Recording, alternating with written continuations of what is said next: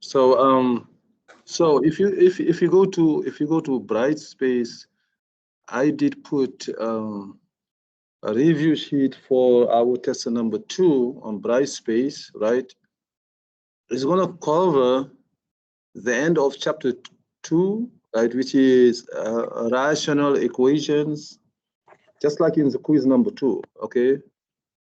Some word problem, which is very likely, sharing a job, all right? And then it's going to cover chapter 3, all right? So, so the whole chapter 3 will be in there. So last time I think we saw how to rationalize a denominator, right? This is the last time what we did, how to rationalize a denominator. And we saw, like, the very, very, very easy case, right? And the case that do ask for more. So let me share my screen.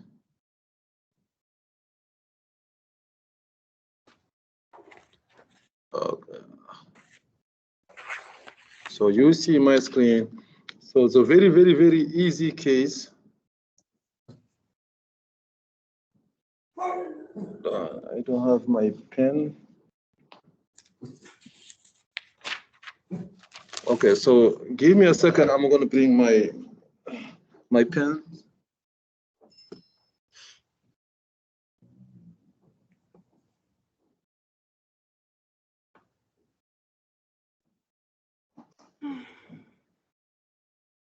Yes.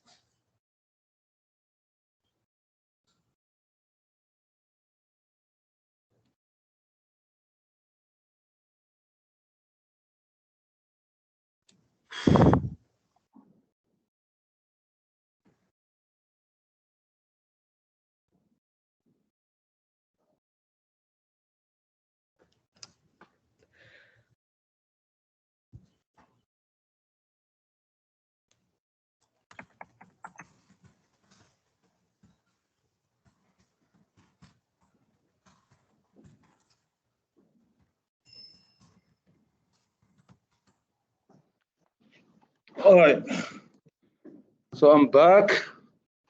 So the very, very easy case for rationalizing a denominator would be this case like that. For instance, when you say 3 square root of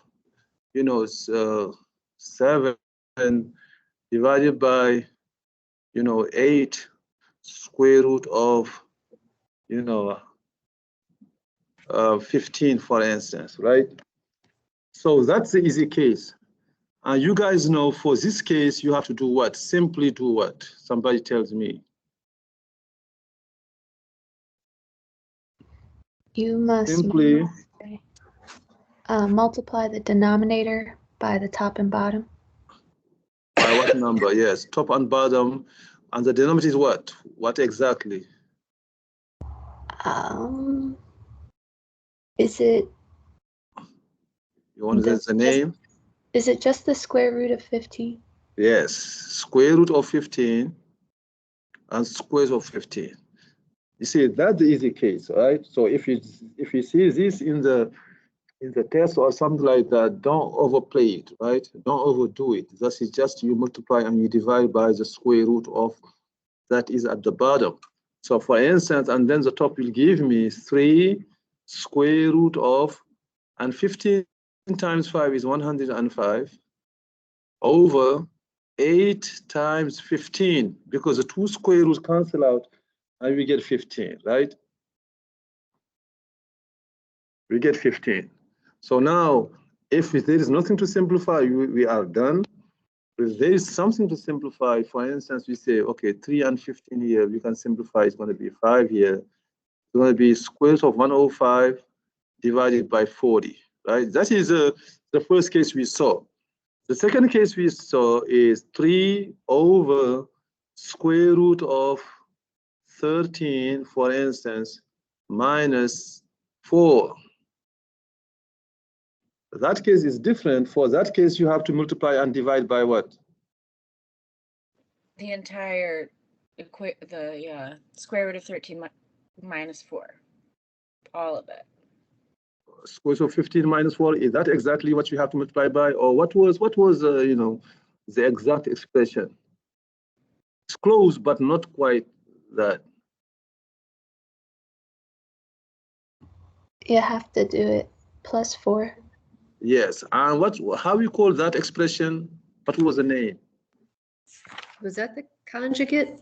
Exactly. Conjugate, yeah. That was a conjugate. You should have to multiply and divide by the conjugate of the denominator, which is square root of 13 plus 4. You see, if you don't use a conjugate, you won't be able to do that, right? If you don't use a conjugate, there is no way you're going to be able to do that. Okay? So, and then you guys tell me what's going to be my new denominator. Remember last week we said we didn't need to foil the denominator. We didn't need to do that. If you want to, we can do that, but there is a shortcut. What was that shortcut? Would it be 13 squared Square root of 13 and then squared. square root of 2? No, minus. This is a squared minus b squared minus 4 squared. Okay. Okay. When you put together two conjugates, you get, when you put together a plus b, you multiply by a minus b, right? That is a square minus b square. Okay. A plus b multiplied by a minus b is a squared minus b squared, right? So, and that is the only reason why we multiply by square root of 13 plus 4. That's the only reason why we did that, okay? So it's going to be 13 here, the square and this cancel, we get 13 minus 16 right here. And the top here, we can leave it like that. You know, the top here, you can leave it like that. You don't have to, you know, you can leave it like it's going to be 3, it just is negative 3, right? It's going to be 3 root of 13 plus 4 divided by negative 3. In this case, these two cancel out and we get here negative 1, okay? So that's the two things we did. So since the answers did not come very quickly, I'm not going to do one more and then I'll let you like a couple of minutes to do it, okay? Everybody, rationalize the denominator.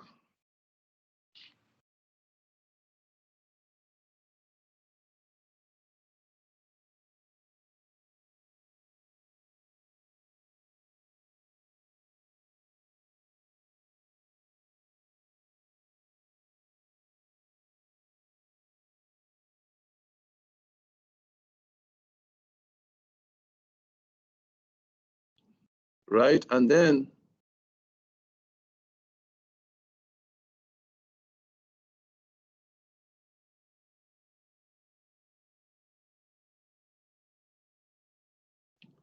all right, these two. Okay, I'm gonna give you like about 5 minutes, everybody. Try to do that. I'm gonna give you about 5 minutes.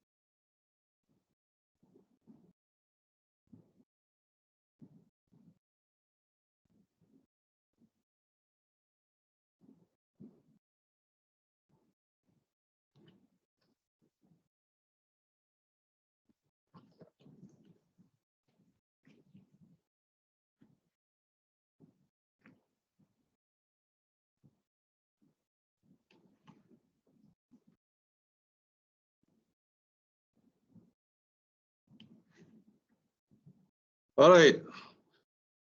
Okay, so can somebody tell me, for the first one, you need to multiply by how much? I can do the first one. I Yeah, did please the, do. On the bottom, I did the conjugate. It's like, I think I said that right. The square of 17 minus 2. Uh-huh. What you gonna do to the top also? The square of 17 minus 2. Thank you very much. These two, they have to match. Mhm. All right, so now what is gonna be your new denominator right here? It's going to be a squared minus b squared. So the square of 17 squared Uh-huh. Minus 2 squared. That is absolutely correct, right? And then on the top is going to be 7 times Uh-huh. the square of 17, Uh-huh. 2. Uh-huh. Minus 2, yep. That's absolutely right. You can leave it like this. You don't have to distribute the 7. You can leave it like this, okay? And If you then, want to, uh-huh. sorry, And there was, it's the bottom will be 17 minus 4. thank you very much. That is absolutely right, which is 13, right? Yes. Mhm. Exactly. And the top, did you leave it like this? I No left it like that. distribution? Yeah. Okay, so I'm going to just write how you left it. That is right. You see, everybody see that? That you're going to see on the test next week, okay? Okay, who's going to do the second one I have a for us? question. Yes, go ahead. So if you Can distribute it Can I as, ask a question real quick? oh, sorry. Yeah, go ahead. Would it be wrong if we made it 7 square root of 17 minus 14? No, it's not wrong. It's even good to do that. Okay. It's just saying you don't have to, but if you do it correctly, that is even good. It's a good look, right? Okay. Okay, so the next one right here, who's gonna do it for the next one? Somebody. I'll do it. Yeah, go ahead. So we multiply it by the square root of 5 plus the square root of 3. You put that in the numerator and the denominator. Thank you very much. Yep. And then next, what's gonna be your new denominator? Isn't it 5 minus? So it would just be 5. 5 minus 3. 3. That's it. 5 minus 3, because everybody is gonna be raised to the second power, right? And they just cancel out. The square is gone, right? It's going to be 5 minus 3. And then here at the bottom here, to be fair here, we have to distribute, right? Okay. That should show here, because the distribution might do a difference here. 1 plus root of 3, and then this one is root of 15, right? And then the last one here, So do you have to put the 1? Squares of 5. I'm sorry. It's 1 squares of 5. Is 1 times squares of 5 is squares of 5. I'm sorry about that. I went too quick. You have to put Yes, go ahead. You don't have to. You don't have to put a 1. Okay. You don't have to. Every time you have 1, you don't have to put it, right? Okay. So square root of 5 plus square root of 3 plus 15. And then plus. What is the last one? 3. Plus 3, exactly. You see, and then we stop right here. So we distribute it, that to show we know how to distribute, and then we can stop right here. So my final answer will be squares of 5 plus squares of 3 plus squares of 15 plus 3 all over 2. And then I'm done. I don't try to overdo it. You see, it's very tempting when you have a squares of 5 plus squares of 3. It's very tempting to some to add them up. We cannot add them up. That's the final answer, really. Okay. We cannot say squares of 15. We cannot say squares of 8. We cannot say that. That's it. Squares of 5 plus squares of 3 is just squares of 5 plus squares of 3. Okay, and here we're done. All right, so you see the only thing, for instance, for this type of example, if in the denominator you had 3 square root of 5 minus 1, right? The conjugate will be 3 squares of 5 plus 1, right? Now, when you square when square 3 squares of 5, do you see what you have to do to the 3 also? How much? Tell me this number overall will end up to be how much? Can you tell me? I can tell you. Yeah, go ahead. It'll be the square root of 3 is 9 and the square root of 5 is 25. So No. that, okay, go ahead. It would be 9 times 5. 9 times 5, exactly, which is 45. Thank you. That is absolutely correct, because you have to square both of them. You have to say 3 square and then squares of 5 square, right? The 3 square is 9, and these two cancel out is 5, so 9 times 5 is 45, right? Okay, so, you know, that is rationalizing the denominator. So we're going to stop, in this topic, we're going to stop right here. But if this was, for instance, something we don't insist upon, but if this was rationalized cube root now, it's a cube root of, you know, 11, something like that. How many cube roots we need to cancel each other? How many of them? Common sense. Is it only 2 of them, or how many? 3. 3 of them. When you have, and here you have only 1. So how many we missing? We're missing 2, right? You see, but that case, we will not insist on that case, because, you know, rationalizing the denominator is just a concept we want you to know about, right? But we don't want to go inside and look at each case. That's going to take a lot of time, and we will not ask about that on the test. But if this was this right here, we would multiply by square root cube root of 11 twice, cube root of 11, because I have 2 missing, right? Cube root of 11, cube root of 11, 2 are missing. So these 3 together, they make up 11, right?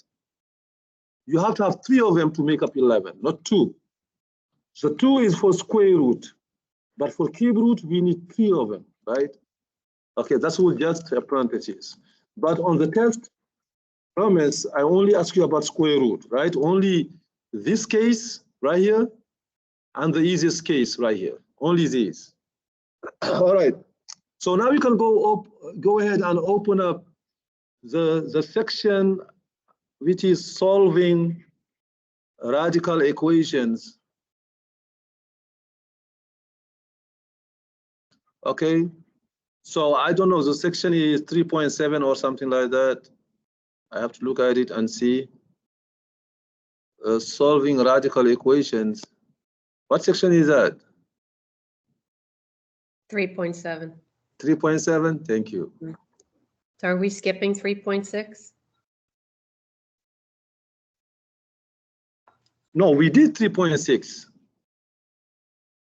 That was a rational exponent, right? Yes. Yeah, we did 3.6. Okay. So I will not ask about, this is the 3.6 what we did last time. I will not ask about that. I will not ask about that on the test, because look, just for 3.6, we introduced what was, you know, a rational exponent. We introduced that, right? Right. So now look. So, okay, let me say why we will not ask about that. It's like this. It's just to know, just when we say, for instance, and this is what we talked about last time, when we say 64 to the 4 to the 2/3, we say the 2 is squared, right? And the 3 is a cube root, right? So what we said last time, okay?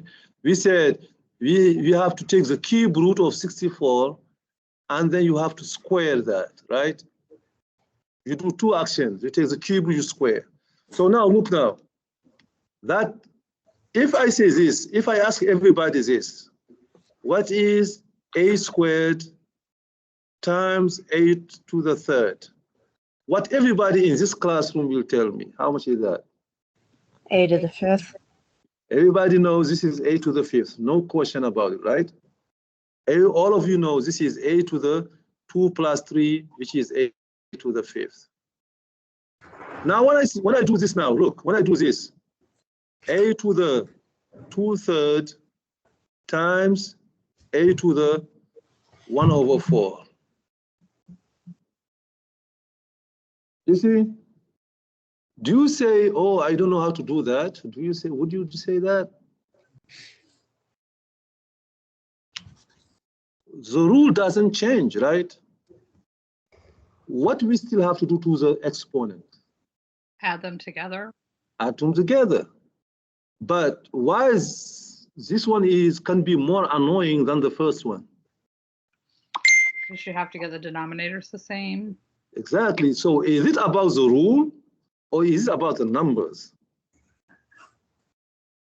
It is about the numbers, right? Yeah. You see, in mathematics, we don't say the second example is harder than the first one.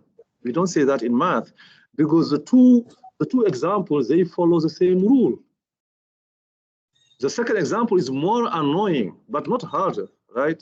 When we say harder in math, we talk in terms of process. The process is harder than this process. But this is exactly the same rule. If some of you don't mind about fractions, if you don't care about fractions, you're going to do it the same way, with the same speed, right? But now, if I have a problem with fractions, of course, I'm going to find the second one harder than the first one, right? And unfortunately, it is a very common problem. A lot of students do not master how to add fractions, right? And that is unfortunate sometimes. But if I don't care about fractions, this is exactly done the same way I would do the first example. Except here, maybe it's going to take me a little bit more time, right? Okay. And you see, we're going to avoid to make it a fraction lesson because it is not a fraction lesson. We don't do fractions in 083. We do that before 083, right? Just the rules are still the same rules. You see, these are still the same rules. We're going to still add up the fractions, right? Add up the exponent. It's like, you know, sometimes we can do it quickly, sometimes not. So when we add up these two, what is the LCD here? 12. 12. All right. So we're going to multiply by this one by 4, this one by 4, this one by 3, this one by 3. It's going to be a to the 8/12 plus 3/12, which is 11/12, right? Okay. So if you have to do this right here, if you have to do b to the 5/7 over b to the, you know, 1/6. Just like that. Throw it like this, right? Here, what is the rule? What we should do to the exponent? Do you remember? Do we subtract them? Everybody remember here, when you divide exponential terms, you have to subtract the exponent, right? Yeah. If they have the same base. All of us remember that. But why is this example would take you more time if we were to do b to the 8 divided by b to the 5th? How long is it going to take you to do this one? A second. Not even a second, right? This is b to how much? B to the Third. b to the 3rd, right? 8 minus 5 is 3, right? But why is it going to take me more time to do this one? Because this one, I have to struggle with the fractions, right? But the rule is still the same. This is my point. So the rule is still the same, except here the numbers are less nicer than the other numbers, right? Okay. And 5/7 minus 1/6. What is the LCD? It is 42. 42. Thank you. So we have to multiply the 5 by 6, 6, and here 7, 7. It's going to be 30 minus 7, which is 20, b to the 23/42, right? You see? So that is, you know, the rational exponents. The only thing which is new is to know what they mean. That's it. That is the only thing that is new, is to know what they mean, what a rational exponent means, right? And even last time we said, when you say a to the 1/2 power is just to say square root of a, right? We said that last time. We say a to the 1/3 power is the same as cube root of a, okay? So it's just say that. So now, do we gonna spend a lot of time doing, you know, exactly what we do in OAD2, which is a simplify exponential terms? No, because it is the same rules as a regular exponent. It's the same rules. The only thing here, we have to deal with fractions, which is, you know, and we don't want to become a lesson on fractions, because then it's going to take us a lot of time, you know, and then we better spend that time for the other topics. I will not ask about that on the test. You know, when you look at the review, you will not see that on the review. Okay. All right. So the topic we're going to see today extensively is how to solve radical equations, solving radical equations.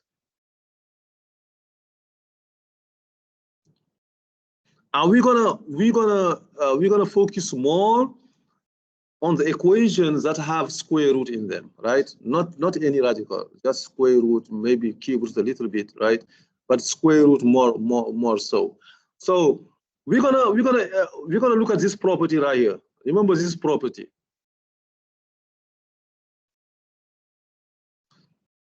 What happens when square? What happens when you square a square root? What happens?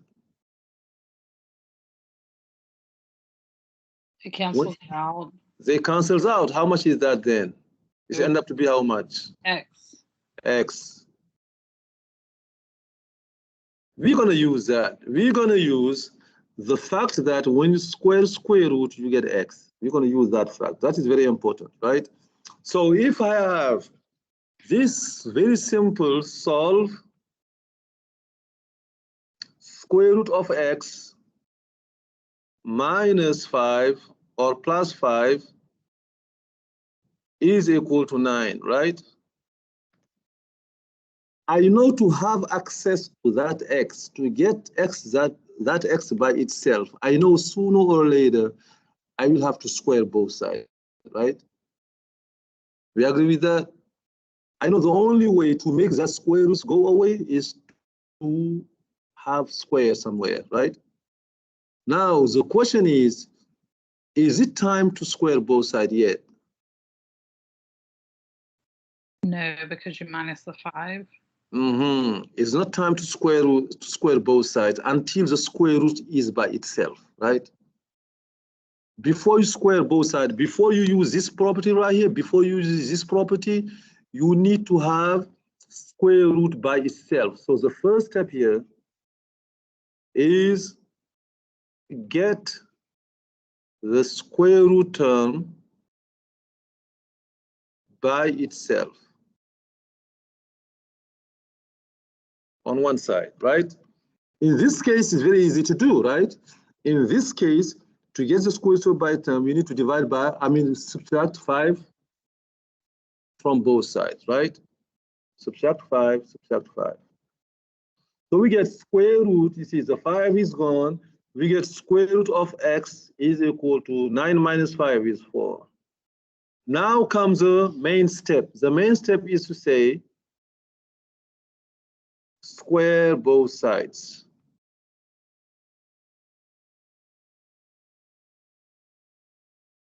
Square both sides. Again, why? What is the reason we would square both sides? If for the square roots to go away, so we square, right? You guys see that? Now what's gonna happen? The square is gone, we have X equal to 16, okay? Now, am I done mathematically? I'm not done until I check my answer. I don't check the answer because I did a mistake. You know, if I did a mistake, some of you would tell me that, right? I haven't done no calculation mistake. I know that for sure. But I check my answer just to see if this is a good answer or not, if it's a good solution or a fake solution. Because this process right here, the process number 2, the step number 2 might introduce fake solutions, right? It might introduce fake solutions. That's step number 2. So what I have to do, Very, very important. Step number 3 is to check my answer in the original equation, right? Because that 16 is just a possible solution, right? I have to make sure it is a solution. I have to check from the original equation. The original equation says what? Square root of x minus or plus 5 is equal to 9, right? What am I going to, how am I going to check it? So I'm going to put here 16 here. I'm going to put here 16 and see if it's going to get me 9. So I'm going to see, is square root of 16 plus 5, is it 9, right? This is how I check. What is the square root of 16? It's 4. And 4 plus 5 is 9. So this is check. So my solution, so x equals 16 is a solution.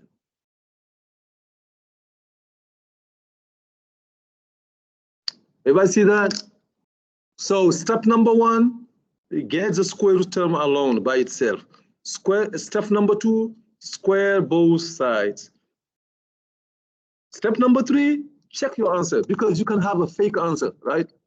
You can have an answer that is not a good answer. That is, that is not a good solution. So right here, so square root .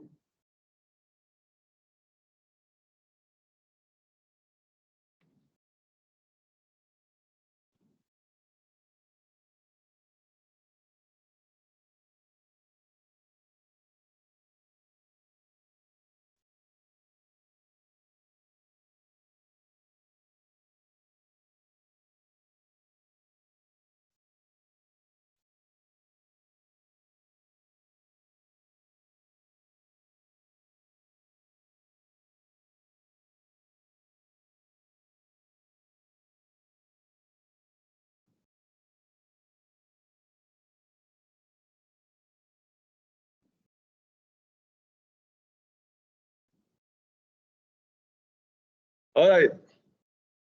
You see here, do what you think necessary to get the square root by itself, square both sides, solve for x, right? Okay, everybody. First, before you square both sides, please, you have to get the square root term alone by itself. Do whatever necessary you think to get that. Okay, so and then we're gonna come after that and talk about the solution. Okay, go ahead. I let you like some good 5 minutes, everybody.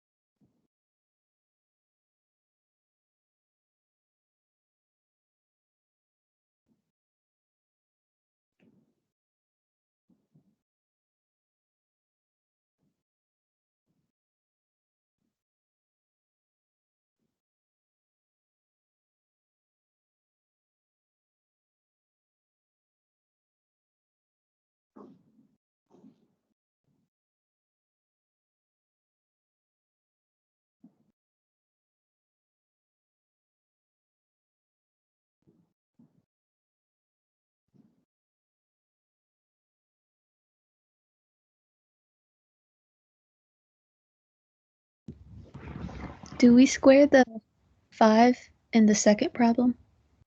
That's a good question. No, you have to make the 5 go away. Now, what is a way to make 5 go away? By doing what? Minus 5? This is a 5 is multiplied, so we have to divide by 5.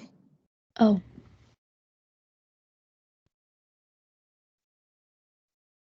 But would the first step be to multiply the radical? Now, the first step would be to get rid of the 6.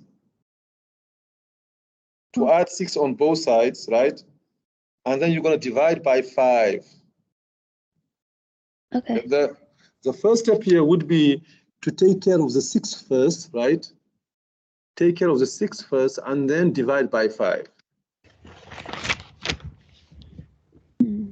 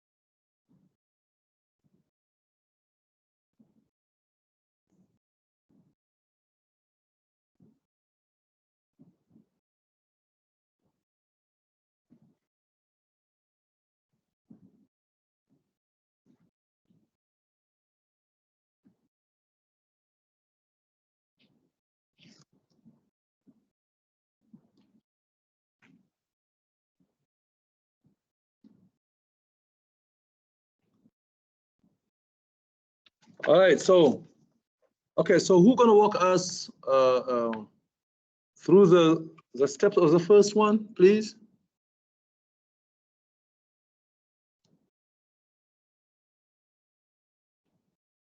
I can try. Please do. What Sorry. you do? The first one, I moved the 12 by subtracting 12 from both sides. Thank you. That's And good. Which gave me this square x minus 3 equals 2. And then? Then I square both sides. Yep. X minus 3 equals 4. Yep. So, and then I subtracted the 3. Subtract or add? Oh, I'm sorry, I added the 3. I don't know why I said that. Yeah, I add 3, and then you get x equal what? 7. X equals 7. But we don't rush to conclusion until we check the 7. Mm-hmm. Please, do not rush to conclusion.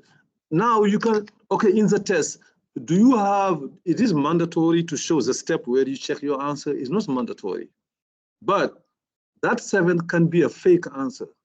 That is why I ask you to check it, right? So just you don't lose points, okay? Now you don't have to show it. You don't have to show the step where you check the 7, but you have, at least you have, you should check it in your head. So when I put 7 here, it's gonna be 7 minus 3 is how much? 4. Square of 7 minus 3 plus 12. 7 minus 3 is 4. And the square of 4 is? 2. Is 2. And 2 plus 12 is? 14. 14, which is good, right? Mhm. So 7 is a good solution. Thank you very much. I Appreciate it. think I did my order of operations wrong because I got x equals 5. Yeah, so okay, tell me what you did, step by step. So I did the square root of x minus 3 squared plus I wrote it all out in a line, plus 12 equals 14. I crossed out the square root sign and the 2. So then I got x minus 3 plus 12 equals 14. You see, that's the priorities. Your priorities were a little bit ups and down. So before you square, and keep that in mind, before you square, the square root has to be by itself first. You don't square until the square root is alone on one side. Okay. All right. So for instance here, I'm going to hold off on squaring until this one is alone by itself. Gotcha. And then I square both sides. I might have done this one right. Okay, so this one is harder than the first one. So this one, what you did first? So I added the 6, like you said, on both sides. So you get 5 square root of 2x plus 1 is equal to 30. And then what you did next? Divided the 5 on both sides. Exactly. Divide by 5, you see. So now on that's both sides. So you get square root of 2x plus 1 is equal to 6. And then now what you do now? Then I square it. Now you square, you see. Now we square both sides. So we get 2x plus 1 equal to 36. Are we done yet? No. We have to keep going, right? Yeah. Minus 1. Minus 1. Thank you very much. 2x equals 35. Exactly. And then divide by? 2. Divide by 2. So we get x equal to 35 half. 35 divided by 2. Now I'm going to check that out by substituting here. You see here, you put 35 divided by 2, right? What's going to happen to both 2's? They're gone, right? Yeah. We have 35 plus 1 is 36, right? The square root of 36 is 6. 6 times 5 is 30. 30 minus 6 is 24. So that is a good answer. Oh, good. All right. Okay, so now if I give you this one right here, everybody going to try to do that.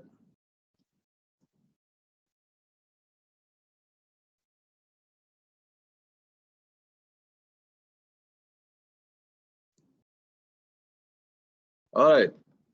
Try to do that one, please.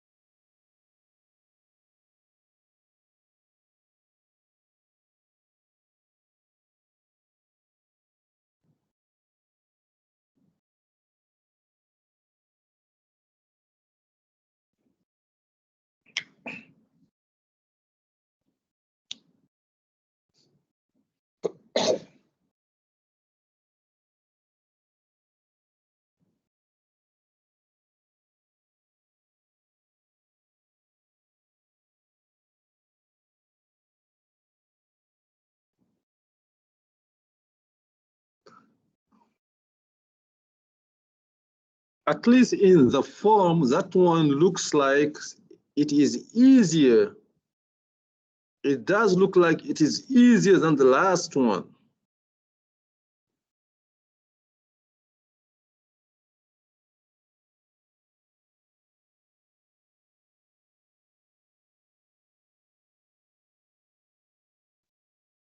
All right, tell me. Somebody tells me, what answer did you get at the end? 8. You got Or no, x equal 8. Sorry, no, negative 31. Negative 31, that's your answer. So does it check out when you put negative 31 in the x? Does it check out? Yes. It does? I thought it did. Yeah, so every time you say negative 31, you see when I put negative 31 here for the x right here, I can check that. Square root of negative 31 plus 6, this is negative 25. And the squares of negative 25, so far we know that does not exist. It's not a real number so far, right? So negative 31 is not a good solution. Okay? Oh. You see? So let's see. At first, what you did. So, okay. I got the square root by itself, so subtract 13 on both sides. Thank you. So we get squares of x plus 6 is equal to negative 5. Mm-hmm. Okay, now look now. Mm-hmm.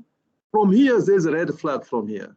Oh. The first time we talked about square root, we said square root cannot be negative, right?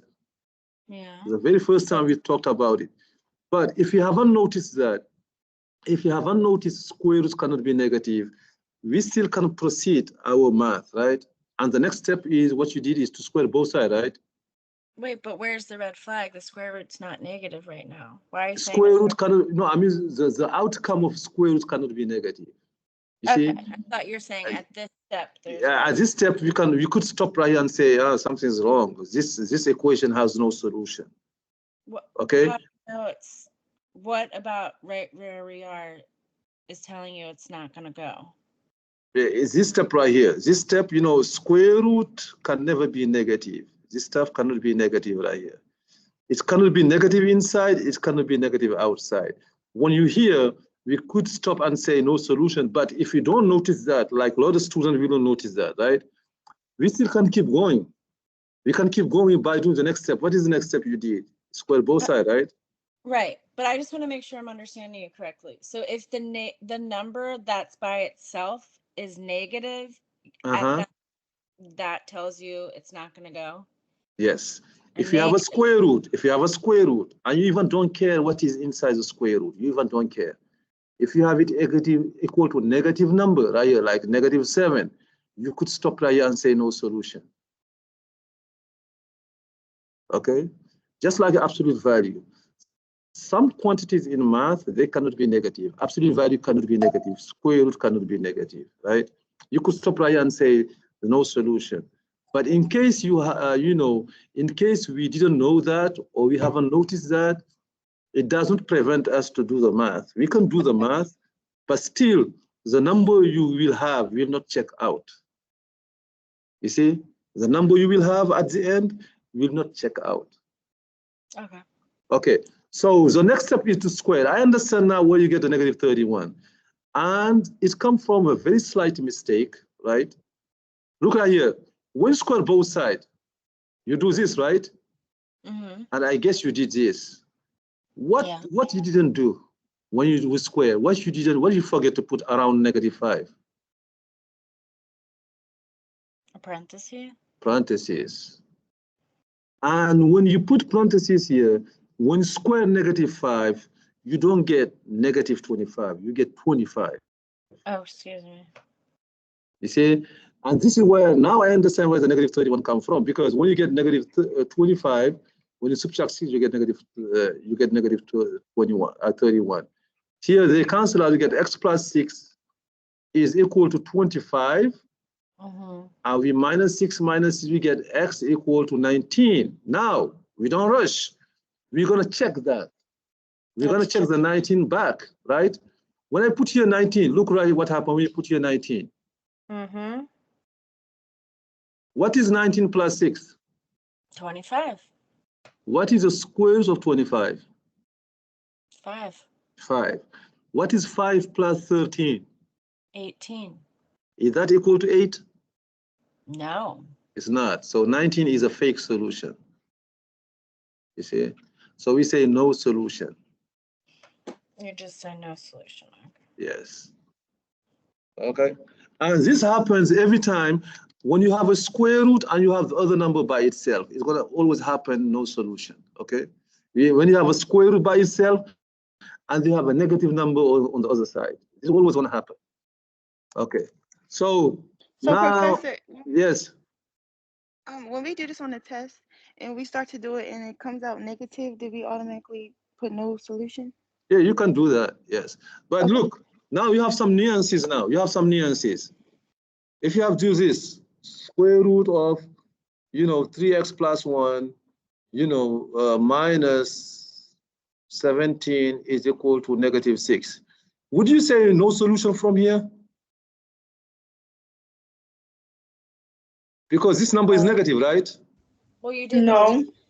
get it, the square root on one side. You got to bring the 17 over, so it'll be Exactly. Thank you very much. You don't say no solution until you get this one alone, right? Okay, another example. If you have negative 3 square root of x plus 6 equal to negative 12, would you say no solution yet? No, because you got to get rid of that negative 3. Exactly. You got to get rid of that negative 3 by dividing by negative 3. And when you divide by negative 3, what's going to happen? The negative signs will go away, right? Exactly. So we don't say no solution until the square root is completely alone, and then you have a negative number on the other side, right? Then you say no solution. You see, for instance, you have this right here. You say square root of 8x minus 1, and then you have negative, 3. You see? Now you say no solution because this one is alone, and this one is a negative number. Okay, got it. When you have that, when you have this case now, you don't need to proceed. You're going to waste your time, right? You say just say no solution.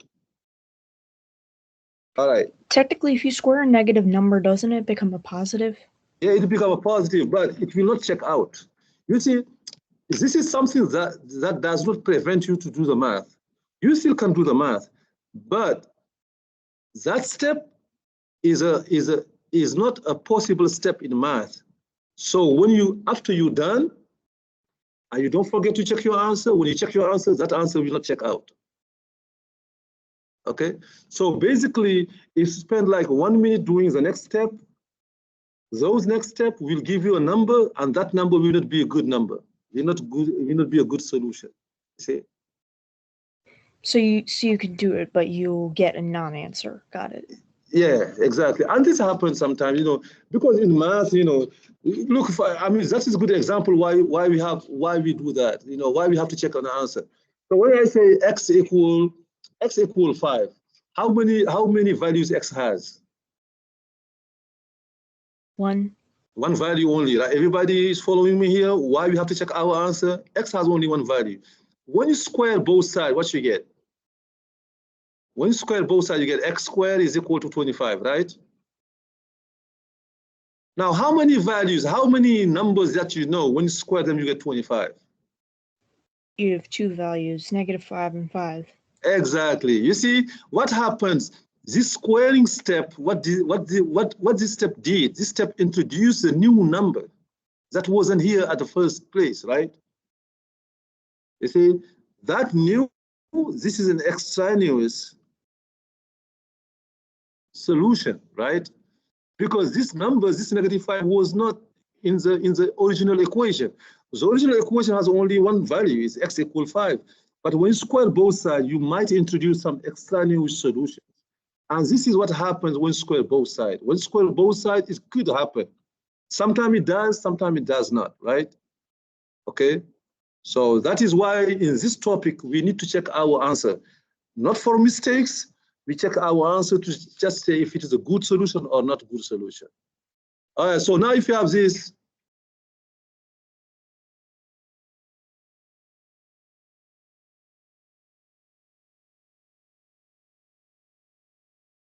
You see, okay, so right here, so now this equation in the surface, it looks like it's a little bit harder than the other ones, but it's not. What you gonna do to both sides here? Square both sides. You just Yeah, gonna and square solve both normally. sides. That's it, right? You just gonna square this one, square this one, right? What's gonna happen is, what is a subsequent equation you're gonna get? You're gonna get what? 9x plus 5 is equal to what? 6x plus 20. Exactly, right? And now you know, all of you know how to solve this equation, right? You have to group the like terms. What do you suggest me to do to solve this equation? I'd subtract 5 from both sides so that you'd remove it from the left side, get 15 on the right. And then I believe you subtract 6x from 9x to remove x from that side and get to be 3x on the left side. That is absolutely right. Thank you very much. 15 divided by 3, you get the answer. Yep, and divide by 3, so we get x equal 5, right? Now, again, what are you doing again? Since I squared both sides, what I'm gonna do? I'm gonna check if 5 is good, right? I'm gonna put 5 on the left side, put 5 on the right side, and compare my two numbers, right? Okay, what is 9 times 5?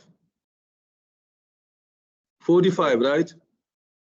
45 plus 5 is 50. So when I put here 5 here, when I put 5 here, on the right side, I get squares of 50. When I put 5 here, let me see how much I get. What is 6 times 5? 30. What is 30 plus 20? 50. Also 50. So I get squares of 50 on the right side. So squares of 50 on the left, squares of 50 on the right, that is a good solution. All right. You see, so, but now if you don't have a square root, okay, you have a cube root, for instance, right here. If you have a cube root of x plus 1 is equal to 4.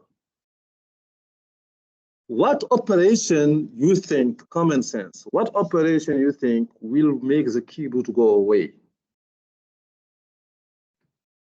We have to raise to how much power? Like What do you think? Power. To the third power. Exactly. Does raising it to the second power is enough? No. Raising it to the second power is not enough. If you want the radical to go away, your power should match the radical, right? Everybody understand that? If you want your radical to go away, your power should match the same stuff. You see, these two, they should match. Okay? Okay, everybody? They should match. So what you get, if they match, then they cancel each other. So we get x plus 1 is equal to 64, right? Which is the cube root of the cube of 4 minus 1 minus 1. We get x equal to 63.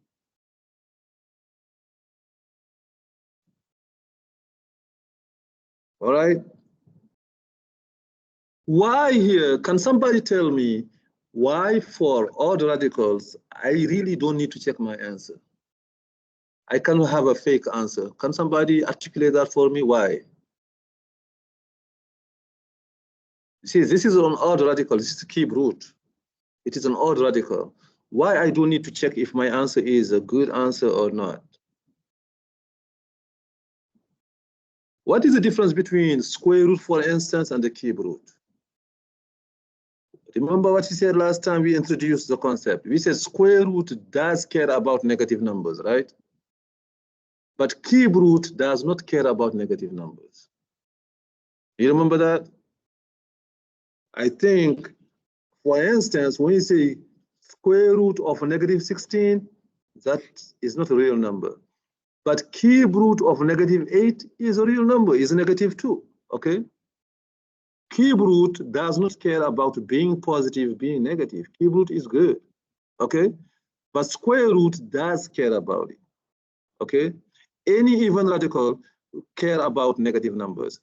Any odd radical does not care about negative numbers, okay? It does not. Odd radicals, they don't care about being negative. You see, if I have this, if I have cube root of x minus 5 is equal to negative 2. Do I say no solution? What do you think? Do I say no solution? No, because it's not squared. It's not square root. It's not fourth root. It's not sixth root. When the radical is odd, it doesn't matter if the number is positive or negative. It's okay, right? Odd radicals do not care about negative numbers or positive numbers, right? So here, we do not say no solution because it's negative. We do not say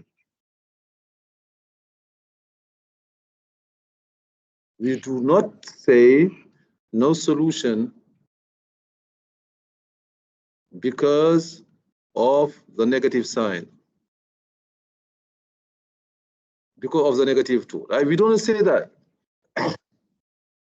It doesn't matter. For cube root, if the number is positive or negative, it doesn't matter. So we have to proceed. So this is, we can raise to the third power, and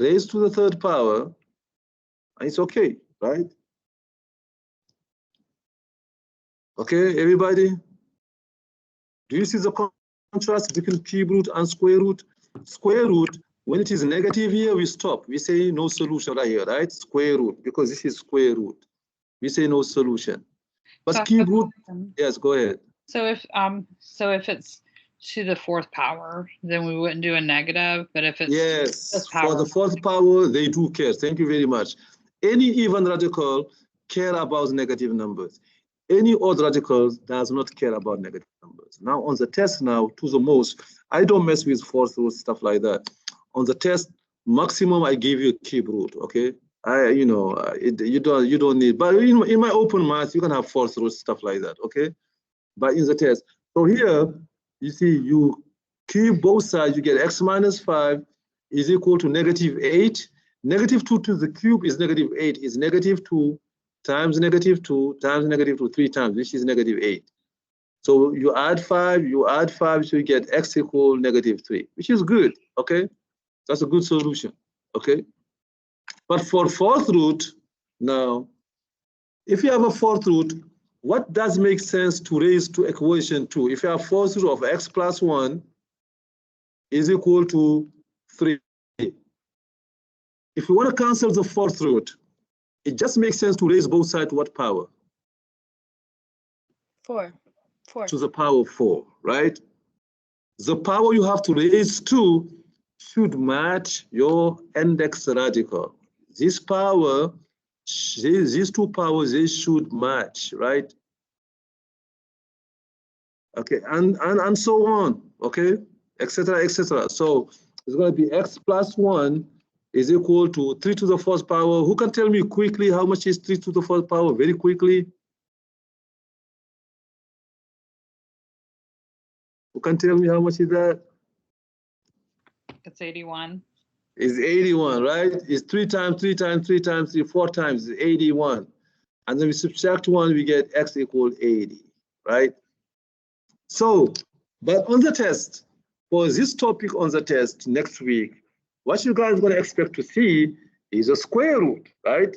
Okay, equation like that. This is what you're going to expect to see next time, like, like this one, like this one, etc., etc. I'm not even giving you a cube root, okay, for this topic. If I want to test you for this topic, I'm just content with square root, okay? I don't want a cube root, fourth root, etc. for this topic right there, okay? So when we come back Thursday, we're going to do the complex numbers, what we call the complex numbers, right? You can read that section ahead of time to get an idea what are the complex numbers. The complex numbers, they all based on a number that is a new number worldwide, which is called I, right? That number I, what is the particularity of that number? Why is this number is very, very particular? The number I is such that I square is -1. Now, this is a new thing. Before this number I, have you ever heard squaring a number and getting a negative number? That wasn't possible, right? Before the complex numbers, before that number I, it was impossible to square a number and get a negative number, right? Okay, if a number is a real number, that does not work. Every time we multiply a number by itself, we should get a positive number. But for this new set of numbers, when you square I, you get a -1. You see, that's something new, okay? That's going to introduce a bunch of new numbers that we call complex numbers, right? They are based on that number I. So basically here, we can summarize this by saying I square root of -1 is I, you see? Before today, before that, I just said square root of -16 doesn't exist. Remember that? I just said that. It doesn't exist if we just consider the real numbers, okay? But if you introduce these new numbers that we call complex numbers, now squares of negative number will exist. But it's going to have an I in it, what you call I. Worldwide, everywhere you go, that number is called I, right? If somebody asks you, what is I? You say I is the square root of -1. Or I squared is -1. This is how you answer to them. What is I? You say I squared is -1. Or you say I is the square root of -1. Okay? So now, since if you know I is square root of -1, how much is going to be square root of -4 then? What do you think? -4i. So we're gonna break down -4 with two components, the negative and the 4. The square root of 4 will give you how much? 2. 2. And the square root of -1 will give you how much? I. See? This is what we're going to do Thursday. You see, now we're going to introduce these new numbers, and we're going to learn how to add them up, how to multiply them, how to divide them, etc., etc. We're going to learn them next week. I mean, this Thursday. So now don't forget about the test. Test 2 will be November what? November 2nd, right? Next Tuesday. You see, it's going to cover what I said. You know, you have a review sheet on Brightspace. And then, you know, the test stuff, please. You know, the test or quiz or whatever, the assignment are very serious. You know, somebody misses an assignment, they get a 0, okay? We don't miss an assignment and think one mail will be enough. No, it doesn't work like that. You see, when we lay down the rules for everybody, we lay them for everybody. And when you have a test or assignments, you see, this is time. When it is time, it is time. You have to take it seriously. You see? So when you say the test is like 40 minutes, right? It is 40 minutes. You cannot just you know, send me your quiz you know, 1 hour later or 2 hours later. The assignment part, you know, the assignment part of any class is very serious. I'm not free to apply my own rules. I'm not free. You see, I'm not, you know, myself, I don't have my own rules that I apply. You know, CCPC has a set of rules and we have to apply them evenly. So assignments are really important. When somebody misses an assignment, it does not get fixed by a single email. It does not. You know, I'm sorry, you know, whether you are A student or not, it does not get fixed by a single email. It has to be justified, you know, and some people say, okay, I'll give you like a doctor's note, you know, not any doctor's note, you know, so you know, that is very serious. And when we give, you know, the test will be on Zoom. It's going to be like that. When you access the test on Zoom, I mean on Teams next week, when you get the test on Teams, if you get out without submitting, If you get out of the session without submitting your copy, your test is no more valid and you get a 0. Because we have to, I have to, it's my job, I have no choice but to take care the maximum I could of the integrity of the test. I cannot let somebody get out of the session and then email me. I cannot. So if you open the test, I mean, if you come on the time, you have to come on time, by the way. You have to come on time. You have to be on Brightspace on time. I give you an example. The test will be on Brightspace at 11:10.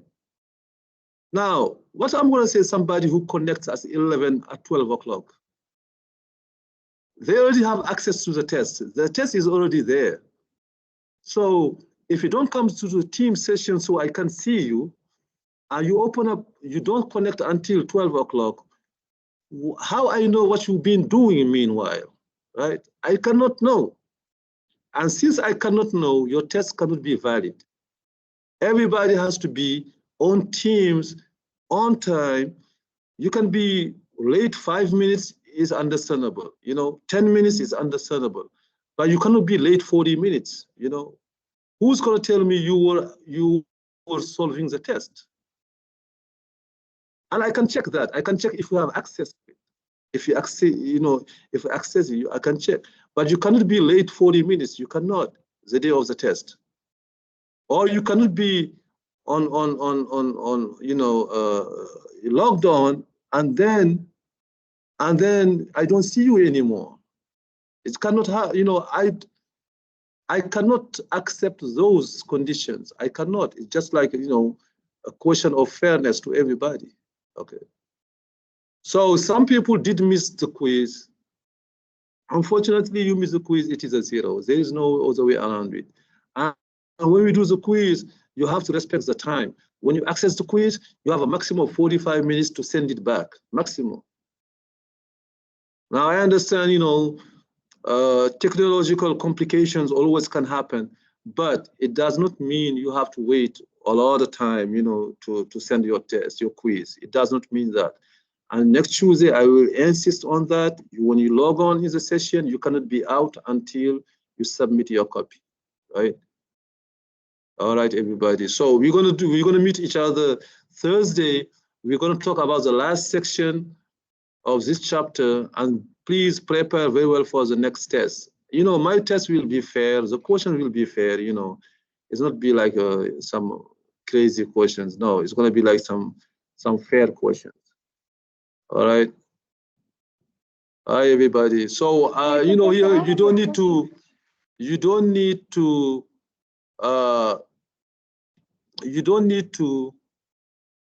connect. I mean to write your name, because I can download the attendance list, and I know the attendance. See you Thursday, everybody. Goodbye. Thank you very much. Bye, everyone. See you Thursday. Bye, thank you. Thank you. Hey, Professor, do you have time for a question? Or Yeah, go ahead. You don't know. Go ahead. So one of the questions is the practice test. Is it already up on Blackboard so we can access it? The practice test, is it already on Blackboard? I mean, Brightspace? Yeah. It's on Brightspace. Okay. If you go to Brightspace, final exam. Do you have a final exam? Yeah, we have a final exam. I will put soon. I will put soon the final exam review on Brightspace, right? So we have a final exam. If you look at the syllabus, you will see the schedule for the final exam. If you look at the syllabus, right? And then the practice quiz, the practice test is on Brightspace. If you go to Brightspace, you go to the announcement, you're going to see that. Okay. Because I'm not really good with taking tests, but I mean, hey, I gotta. No, I mean, you missed too many tests. Okay. Yeah, I mean, I missing. thought it was due at midnight, and then I'm like, all right, well, just like you said, everybody, No, you see, I mean, missing. You attend the class. You have a very, very good attendance. I mean, a fair attendance, but you didn't do no assignments. I mean, you didn't do no quiz and no test. And I always, it's puzzled me a little bit. Okay. I said, okay, well, you know, but not being a good test taker, you It's like a you know, feedback or something. Like now you still have to do it. You still have to do it. You still have to do it and learn from it, right? Whether it is a good grade, not a good grade, we have to learn from it. We cannot pass. Unfortunately, we cannot pass a class until we do the test. You know, until we do the exam, or we cannot. You see, and unfortunately, yeah, every test missed is a 0. Unfortunately. Yeah, I'm gonna pass the next 2 tests, Professor. All right. Okay. Thanks, Professor. Mhm. Have a Thank good you. one. Thank you. You too.